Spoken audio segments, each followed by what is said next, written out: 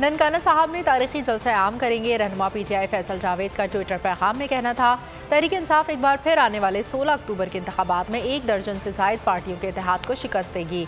हुकूमती इत्तेहाद की एक बार फिर भागने की प्लानिंग कर रहे हैं। इमरान खान जल्द फाइनल कॉल दे रहे हैं। मंजिल, रास्ता,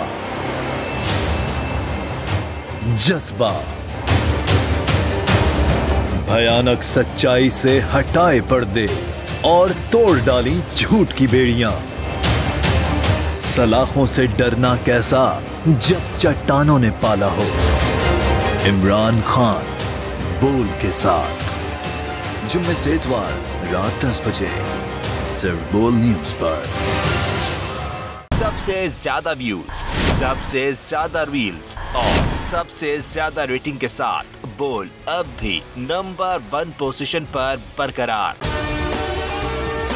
और अगर आपको हमारी ये वीडियो पसंद आई है तो लाइक पर क्लिक कीजिए, सब्सक्राइब करें और बेल दबाएं ताकि कोई खबर रह न जाए।